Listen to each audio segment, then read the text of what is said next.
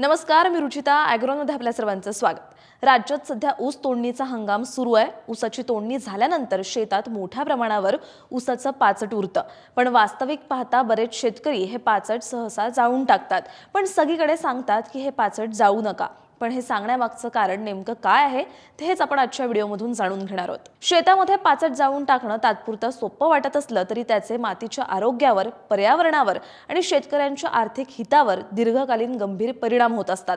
हे परिणाम आपण एक एक करून समजून घेऊयात. पहिला आहे मातीची घनता. ऊसाचं पाचट जाळल्यामुळे जमिनीतील सेंद्रिय कर्बाचा तसंच अन्न घटकांचा नाश तर होतोच, शिवाय राखेमध्ये क्षारांचं प्रमाण असल्यामुळे ही राख मातीच्या कणांमध्ये जाऊन बसते. त्यामुळे माती घट्ट होते आणि मातीची घनता वाढते. यासोबत मातीमधील हवेचं संतुलनही बिघडतं आणि अशा मातीमध्ये पाण्याचा निचरा कमी होतो. त्यामुळे मुळांची वाढ व्यवस्थित होत नाही. परिणामी ऊसाचं उत्पादन कमी येतं. दुसरा आहे मातीची छिद्रता. माती ही हवा, पाणी, सेंद्रिय कर्ब आणि मातीच्या कणांपासून बनलेली असते. पाचट जाळल्यावर मातीमधल्या छोट्या आणि मोठ्या छिद्रांमधलं हवेचं संतुलन खराब होतं. त्यामुळे माती खूप कठीण बनते. यामुळे मुळांची श्वसनक्रिया मंद होते, सूक्ष्मजीवांची कार्यक्षमता कमी होते, तसंच पाण्याचं शोषण कमी होतं आणि ऊसाचं उत्पादन कमी होतं. तिसरं आहे मातीची पाणी धरून ठेवण्याची क्षमता. पाचट जाळल्यामुळे जमिनीला सेंद्रिय पदार्थ मिळत नाही. तसंच पाचट जाळत असताना जमिनीत असणारा सेंद्रिय पदार्थ त्याच्यासोबतच जळून जातो. त्यामुळे जमिनीतला सेंद्रिय कर्ब कमी होऊन मातीची पाणी आणि अन्न घटक धरून ठेवण्याची क्षमता कमी होते. चौथं आहे मातीची संरचना.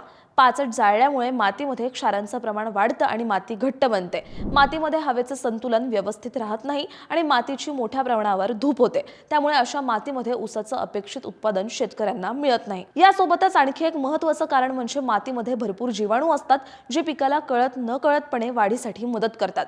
परंतु पाचट मातीमध्ये जाळल्यावर जमिनीतले जीवाणू सुद्धा मरतात.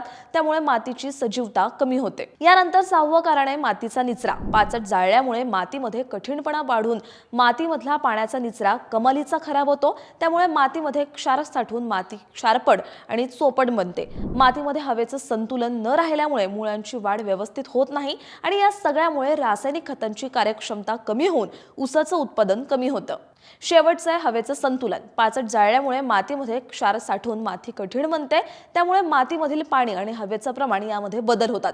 मातीमधल्या हवेचं प्रमाण साधारणतः 25% असायला हवं, ते बऱ्याच प्रमाणात कमी होतं. त्यामुळे ऊसाला अन्न घटक उपलब्ध होत नाही आणि उत्पादन कमी येतं. शिवाय वातावरणातल्या हवेमध्ये सुद्धा प्रदूषण होतं. त्यामुळे ऊस उत्पादक शेतकऱ्यांनी ऊस पाचट न जाळता त्यांचं सेंद्रिय खत करण्याकडे लक्ष देणं गरजेचं आहे. त्यामुळे मातीची भौतिक अवस्था सुधारून मातीची सुपीकता वाढण्यास मदत होते. ऊसाचं पाचट जमिनीसाठी सेंद्रिय खत म्हणून वापरल्यास शेतकऱ्यांचा खर्च कमी होतो, सोबत उत्पादनातही वाढ मिळते. तुम्हाला ही माहिती कशी वाटली हे कमेंट बॉक्समध्ये नक्की सांगा आणि अशाच शेतीविषयक आणि नवनवीन माहितीसाठी ॲग्रोवनला सबस्क्राईब करायला विसरू नका.